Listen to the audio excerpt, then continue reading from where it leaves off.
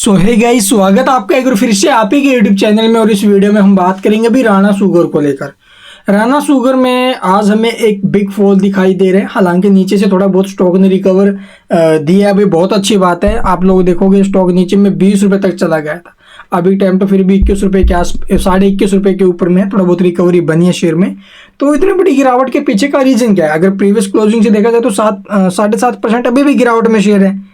तो क्या कारण है वो जानेंगे इस वीडियो में। तो आपने देखा होगा कुछ टाइम पहले अभी शुक्रवार के दिन सेबी ने एक रिपोर्ट या फिर सेबी का एक ऑर्डर पास किया था सेबी ने रिलायंस होम फाइनेंस के अगेंस्ट। और वहां पर आपने देखा होगा कैसा माहौल बना हुआ था। कंपनी का जो पैसा है वो कहीं और तरीके से निकाला जा रहा था। ठीक, अपनी कंपनियों के अंदर जो है उन्हें लोन बुक में दिखा देते थे। तो इस प्रकार से जो उपयोग था कंपनी के पैसे का, जो उपयोग आप लोग देखोगे दुरुपयोग किया जा रहा था। उपयोग नहीं, दुरुपयोग किया जा रहा था भाई।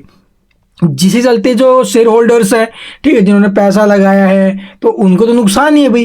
कंपनी क्या ही कर रही है, कंपनी का जो पैसा है वो कहाँ से कहाँ पर जा रहा है। तो इसलिए वहां पर सेबी ने एक्शन लिया। तो इसी प्रकार यहाँ पर भी आप लोग देखो राणा शुगर के अंदर भी बहुत बड़ा मामला सामने आया है और सेबी ने एक बड़ा एक्शन लिया जिसके चलते स्टॉक में गिरावट बनी। चलिए मैं आपको समझा देता हूँ पूरा मामला क्या है। तो जैसा कि यहाँ पर देखोगे सीएनबीसी आवाज पर हमें ये खबर देखने को मिली है। स्टॉक क्रैश हो चुका है। सेबी ने कंपनी के प्रमोटर्स पर लगाई 2 साल की जो पाबंदी है वो बैन कर दिया इनको 2 साल के लिए। और शेयर धड़ाम हो गया। अभी साल भर में 15% टूटा है।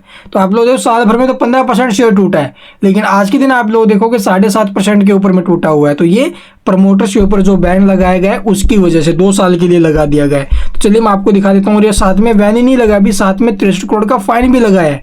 ये तो सिर्फ फाइन है, जो कंपनी का पैसा इधर से उधर किया है वो बहुत ज्यादा है। तो यहाँ पर आप लोग देखोगे ये न्यूज एजेंसी पीटीआई के मुताबिक मार्केट रेगुलेटर सेबी ने जो अभी धन के हेरफेर के आरोप में राणा शुगर्स के प्रमोटर्स पर आप लोग देखो या फिर अन्य लोगों को 2 साल के लिए शेयर बाजार और उससे जुड़ी अन्य अपडेट जो प्रोडक्ट्स है में निवेश या फिर किसी भी तरह की इक्विटी में शामिल होने से रोक लगा दी है। ठीक है, राणा शुगर के प्रमोटर्स और जो अन्य एंटिटीज हैं उनके ऊपर 2 साल के लिए। और ये क्यों लगाया गया? क्योंकि इन्होंने जो कंपनी का पैसा है ना भी उसका हेर फेर किया है। कंपनी का पैसा निकाल कर कहीं और शिफ्ट किया है। तो इसी को लेकर जो भी यहाँ पर सेबी ने जांच की इसके अगेंस्ट। इसके बाद आप लोग खबर के बाद शेयर में तेज गिरावट आई है। राणा शुगर्स का शेयर बुधवार को 23.36 के भाव पर बंद हुआ था, मुकाबले 21 रुपये के भाव पर खुला।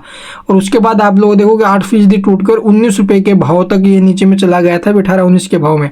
अभी टाइम तो 21.5 के आसपास है। इसके बाद आप लोग देखोगे अभी कंपनी में प्रमोटर्स की हिस्सेदारी 22.64% है। बीती 5 तिमाही में इसमें कोई बदलाव नहीं हुआ अभी। और डीआईए यानी कि घरेलू संस्थागत निवेशक की जो हिस्सेदारी है वो 1.66% है। इसमें भी कोई बदलाव नहीं हुआ है।